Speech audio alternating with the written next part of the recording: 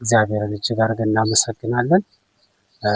ዛሬ ደግሞ የእግዚአብሔርን ቃል እናገራለሁ።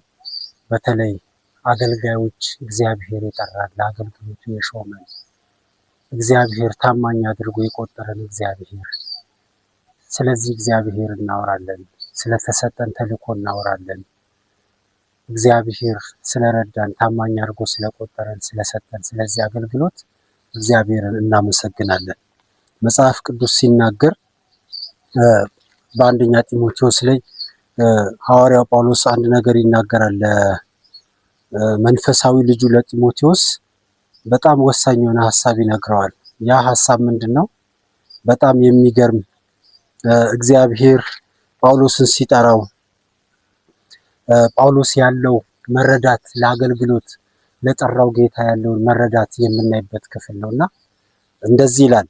አንደኛ ጢሞቴዎስ ምዕራፍ 1 ላይ ከቁጥር 12 ጀምሮ በአገልግሎቱ በመሾም ታማኝ አድርጎ የቆጠረኝን ብርታት የሰጠኝን ጌታችን ክርስቶስ ኢየሱስን አመሰግናለሁ ይላል። ታማኝ አድርጎ የቆጠረኝን፣ ስለዚህ ለአገልግሎቱ የሾመኝን ጌታዬን አምላኬን እሱን አመሰግናለሁ ይላል። ምንም እንኳን ከዚህ በፊት ተሳዳቢ አሳዳጅና አመፀኛ የነበርኩ በሆንም ባለማወቅ ባለማመን ስላደረኩት ምህረት ተደርጎልኛል ይላል። የቀድሞ ህይወቱ ምን እንደሆነ ሐዋርያው ጳውሎስ ሲናገር አሳዳጅ ነበርኩ፣ ተሳዳቢ ነበርኩ፣ ምግባር የጎደለው ሰው፣ በቃ ለዚህ አሁን ላለበት ቦታና ጊዜ እግዚአብሔር ለሰጠው ዕድል ምንም ብቁ የሚያደርገው ምልልስ ያልነበረው ሰው ነው። ይሄንን ያውቃል። ወደ ኋላ ሲያስብ ምን እንደሆነ ያውቃል ይሄ ሰው።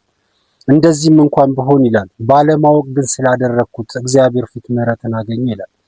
በክርስቶስ ኢየሱስ ከሆኑት እምነትና ፍቅር ጋርም የጌታችን ጸጋ ተትረፍርፎልኝ ይላል። ጸጋው ነው ይላል። ይሄ ጸጋ ነው ብቁ ያደረገኝ ለሌሎች እንድተርፍ እንደ ጢሞቴዎስ ያሉ የኔ የምለው ማሳድገው መንፈሳዊ ልጄ የምለው ምጠነቀቅለት በዚህ ልብ ነው ማገለግለው ይላል። ሌሎችን መንጋ የእግዚአብሔር ሕዝብ እያልኩ ማገለግለው ነው ሐሳቡ። ክርስቶስ ኢየሱስ ኃጢአተኞችን ለማዳን ወደ ዓለም መጣ የሚለው ቃል እውነተኛ ሰው ሁሉ ሊቀበለው የሚገባ ነው። ከኃጢአተኞችም ዋና እኔ ነኝ። እንደ ምሳሌ አድርጎ ያሳይ ዘንድ ምህረትን አገኘው። ከዘላለም እስከ ዘላለም ክብርና ምስጋና ይሁን አሜን ይላል። ሃሌሉያ። አያችሁ፣ የምስጋናው ከየት እንደመጣ ያውቃል፣ ምን እንደሚያደርግ ያውቃል ሐዋርያ ጳውሎስ። ከዛ ክብርን ለማን እንደሚሰጥ ደግሞ ያውቃል። የሆነው ሁሉ ለማን ክብር እንደሆነ ጠንቅቆ ያውቃል ማለት ነው። እግዚአብሔር በዚህ ማስተዋል ሁላችንን ይባርከን።